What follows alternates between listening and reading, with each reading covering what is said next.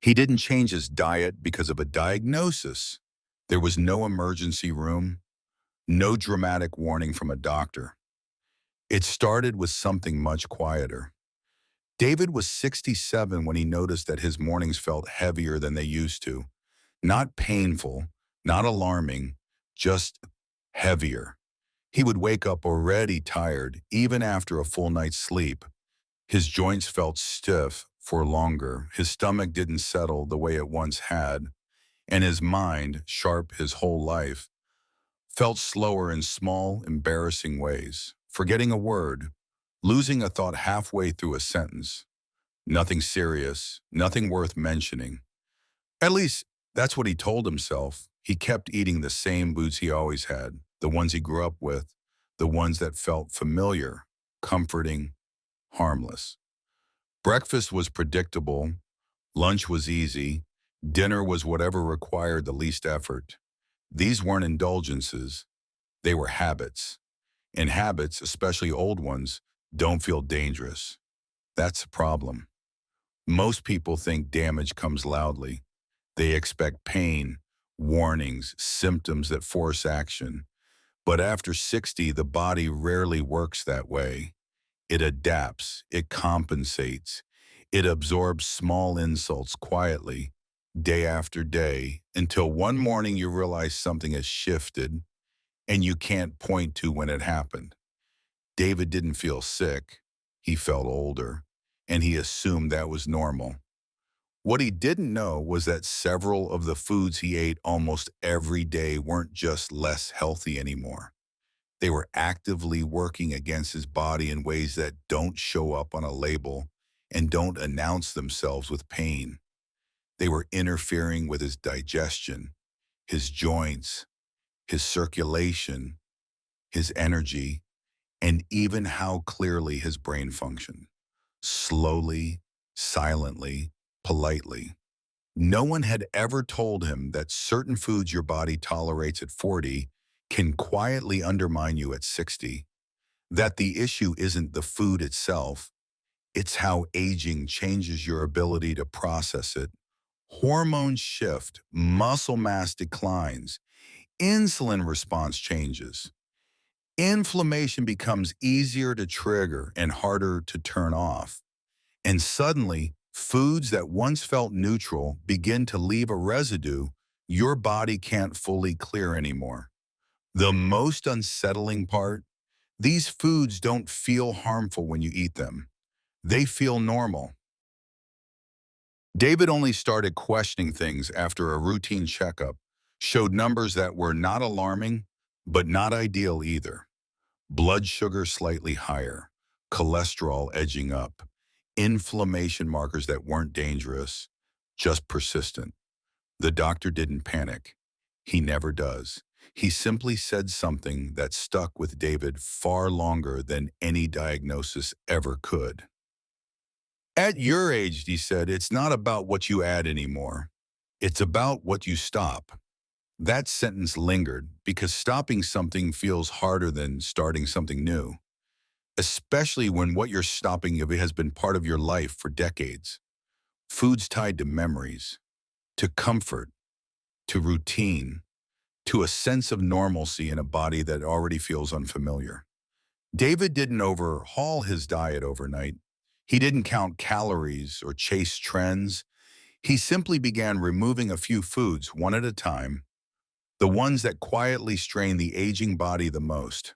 And what surprised him wasn't weight loss or dramatic changes. It was subtle relief, less stiffness in the morning, better digestion, clearer thinking, more stable energy throughout the day. Nothing miraculous, just less resistance inside his own body.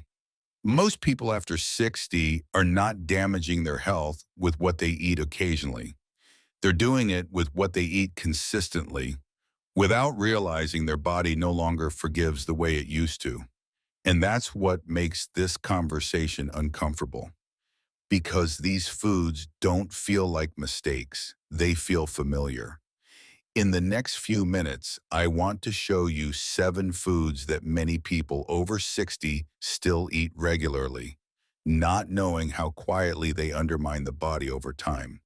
Not to scare you, not to shame you, but to help you see what aging changes and why letting go of certain habits can protect your strength, your clarity, and your independence far more than adding another supplement ever could. Because after 60, the most dangerous damage isn't sudden.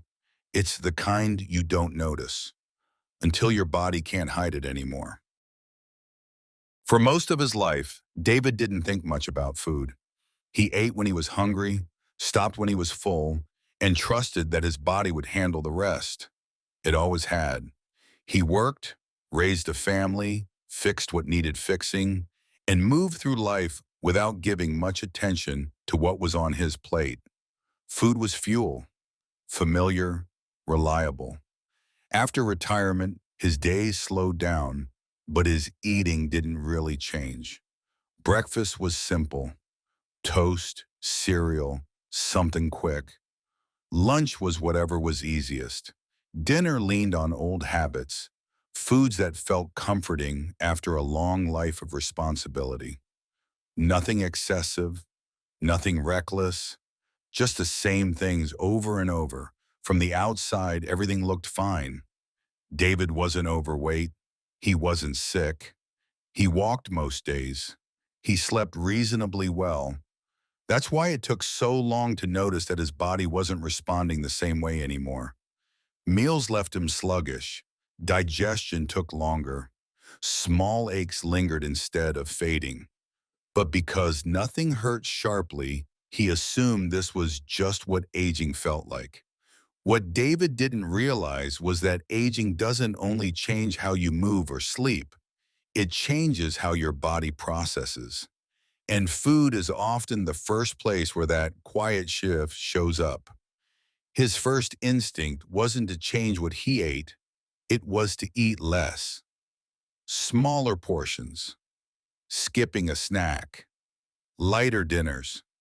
That seemed logical. After all, if the body slows down, shouldn't intake slow down too? For a while it helped. Meals felt easier. He didn't feel as heavy afterward. But something else crept in. His energy dipped faster.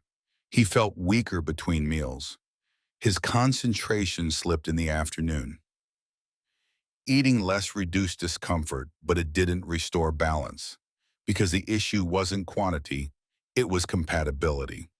Certain foods place a much higher demand on digestion, blood sugar control, and inflammation regulation, systems that naturally become less efficient after 60. Reducing portions of the same foods simply meant his body was still struggling, just with fewer resources.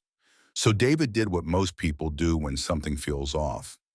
He leaned into what felt safe, the foods he had always eaten, the ones that never caused problems before. Bread, processed meats, sugary snacks in small amounts, dairy-heavy meals, nothing extreme. This is where many people over 60 get stuck, because familiarity feels like safety, and changing familiar foods feels like giving something up, especially when life has already taken so much. But the aging body doesn't respond to nostalgia. It responds to chemistry. As digestion slows and inflammation becomes easier to trigger, certain foods quietly strain the gut, stiffen joints, spike blood sugar, and cloud mental clarity, even if they never caused obvious problems earlier in life. The body adapts until it can't. David wasn't eating junk. He was eating food his body no longer processed cleanly. Next came additions, supplements, vitamins, extra fiber, anti-inflammatory pills. This felt proactive, smarter.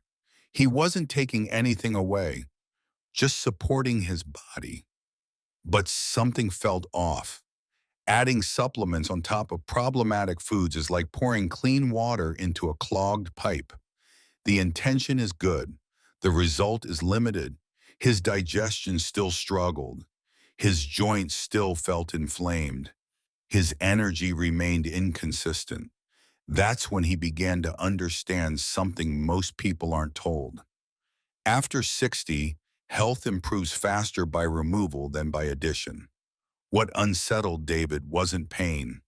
It was the slow realization that his body was constantly compensating, always working a little harder than it should, always managing inflammation, blood sugar spikes, digestive stress, quietly, efficiently, until the effort itself became the problem. There was no moment of crisis, just a sense that his body was carrying unnecessary resistance. And resistance over time becomes fatigue. The shift didn't come from a strict diet or a rule book. It came from curiosity, from removing one food at a time, the ones most likely to strain an aging body, and noticing how he felt without them. Less bloating, clearer thinking, more stable energy, reduced stiffness in the morning. Not because he added something powerful, but because he stopped feeding the quiet stress. That's when David understood the real issue wasn't discipline or willpower. It was awareness. Aging hadn't betrayed his body, it had changed the rules.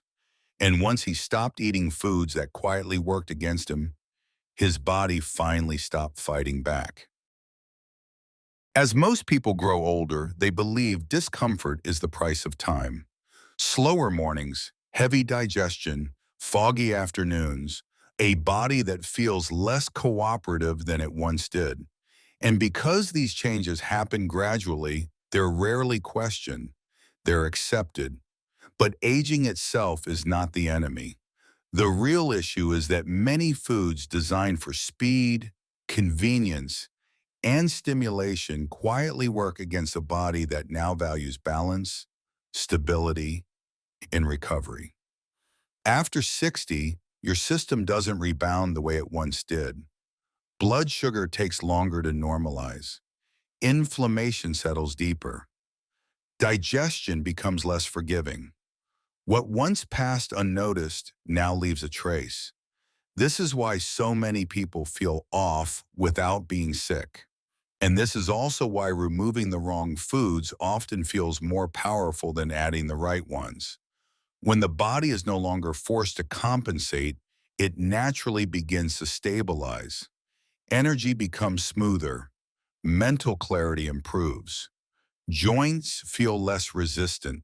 Sleep deepens, not because something magical was introduced, but because something quietly harmful was removed. Longevity doesn't require extremes. It requires listening. Small choices made consistently reshape how the body experiences time. And when those choices respect the reality of an aging system, health no longer feels like a battle. It feels like cooperation. The foods you stop eating matter just as much as the ones you choose to keep. If this perspective resonated with you, it may be because your body has been trying to communicate in subtle ways, through energy dips, stiffness, or digestion that no longer feels effortless. These signals aren't warnings. They're invitations to adjust. Here we explore aging without urgency, without fear, without rigid rules. We focus on understanding how the body changes over time and how small, thoughtful choices can support clarity, comfort, and longevity. Future videos will gently explore foods, habits, and routines that work with your body instead of against it, always calmly, always respectfully, always grounded in real experience. If you value this slower, more mindful approach to health after 60, staying connected may serve you well. Sometimes the most meaningful improvements come not from dramatic change, but from quiet awareness, one choice at a time.